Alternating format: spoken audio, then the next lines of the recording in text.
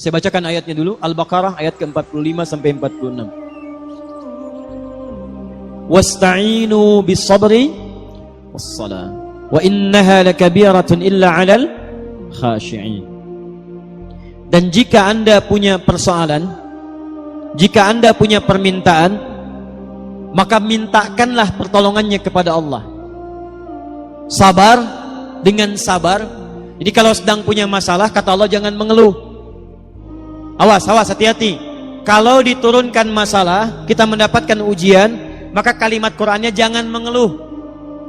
Tidak ada satupun ayat Qur'an memerintahkan kita mengeluh. Kalau ada ayat Qur'an satu ayat saja meminta kita mengeluh, maka saya akan jadi orang pertama yang mengeluh. Kata Qur'an, kalau Anda sedang punya masalah, sabar. Terima dulu, karena Allah tidak mungkin menitipkan ujian kecuali kita sanggup menjalaninya. Rumusnya Quran surah kedua Al-Baqarah ayat 286. La yukallifullahu nafsan illa, Allah tidak akan menguji seorang hamba kecuali sanggup menjalaninya.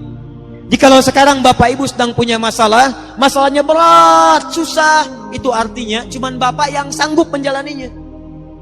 Cuman Ibu yang bisa, yang lain tidak bisa. Makanya diberikan kepada Ibu, bukan pada yang lain. Jangan katakan, ya Allah, kenapa mesti saya?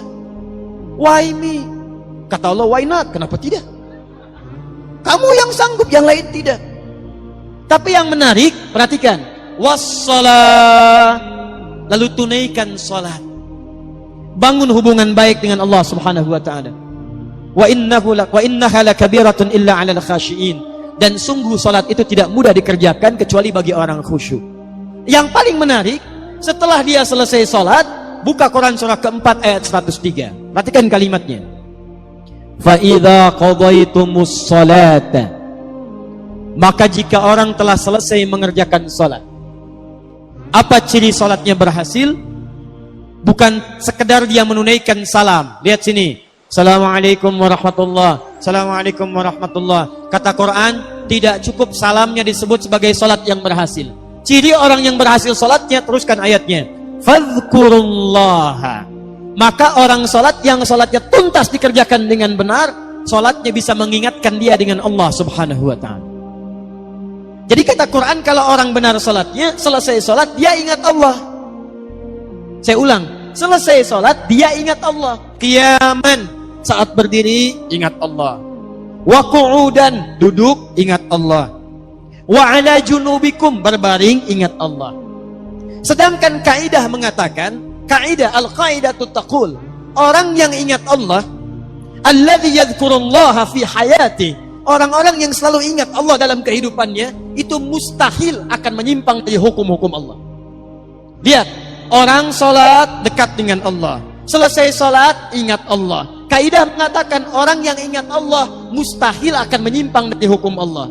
Sedangkan hukum Allah mengatakan setiap orang yang dekat dengan Allah pasti jadi orang baik.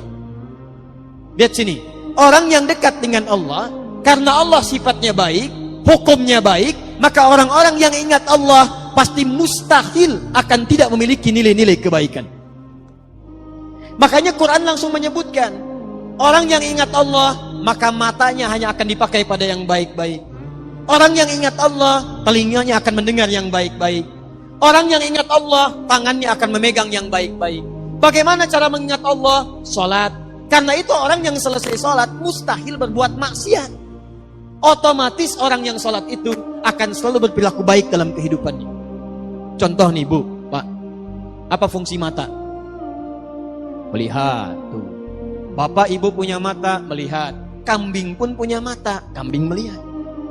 Sekarang apa bedanya mata orang rengat dengan mata kambing rengat? Kalau cuma melihat, kambing pun melihat.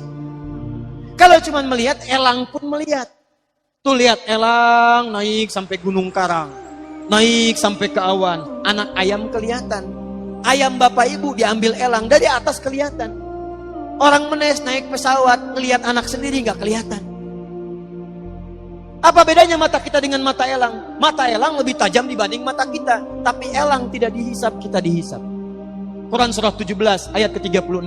Innas sam'a wal basara wal fuada kullu ulaika kana anhu mas'ula. Sungguh pendengaran manusia, penglihatan manusia, bahkan pikiran manusia satu saat akan dihisab oleh Allah Subhanahu wa taala. Kalau mata biasa dipakai melihat saja, tapi tidak melihat yang baik-baik, maka hisabnya akan berat bagi orang yang punya mata itu. Maka itu turun ketentuan di Quran surah ke-24. Ayat 30 untuk laki-laki, ayat 31 untuk perempuan. Perhatikan kalimat Qurannya. Qul lil mu'minina yaghuddu min absarihim. Katakan pada orang-orang yang beriman, ciri orang beriman itu salat. Orang yang salat ingat kepada Allah, maka mata orang salat yaghuddu min absarihim, maaf, akan dipalingkan dari perbuatan maksiat. Jadi fungsi mata kita itu, mata orang salat bukan sekedar melihat, tapi melihat yang baik-baik. Kalau tidak baik tidak akan dilihat. Buka Facebook, Masya Allah, lihat status, yang dilihat status istri orang. Mustahil. Jadi kalau anda benar sholatnya, mustahil pandangannya dipakai untuk maksiat. Keluar dari masjid, Masya Allah, masih ada yang tertukar sandal. Kalau benar sholatnya, mustahil ada yang kehilangan sandal. Di sini ada yang begitu? Tidak, Alhamdulillah, tidak beda. Ya. Tangan orang sholat, mustahil maksiat. Datang ke kantor, ditawari, disogok, gak akan diterima. Pak, tolong Pak, tanda tangan Pak, 10 juta, maaf, ini jari tahiyat, tidak akan pernah dipakai maksiat. Sholat. Naik Pak, 100 juta, sebentar, istikharah dulu ya. Bisa. Jadi kalau benar sholatnya, pasti akan baik kehidupannya. Lisannya tidak akan dipakai mencela. Turun Quran surah 49 ayat ke-11. Ya ayyuhalladzina amanu, iman. Iman pasangannya amal soleh, turunan amal soleh solat. La yaskhar qaumin qaum, jangan saling mencela. Jadi kalau ada orang solat masih mencela, ada yang salah dalam solatnya. Ini belum solat sudah dicela imamnya. Siapa imamnya? Oh si fulan. Ah, bunga. Oh, Masya Allah. Itu. Ada orang sekarang suka mencela? Ada yang suka bertengkar? Ada. Kalau orang itu solat, berarti ada yang salah dalam solatnya. Ini mau sholat subuh, sibuk, ribut. Yang satu kunut, yang satu tidak. Gara-gara kunut saling mencela. Akhirnya ujung-ujungnya nggak pada sholat.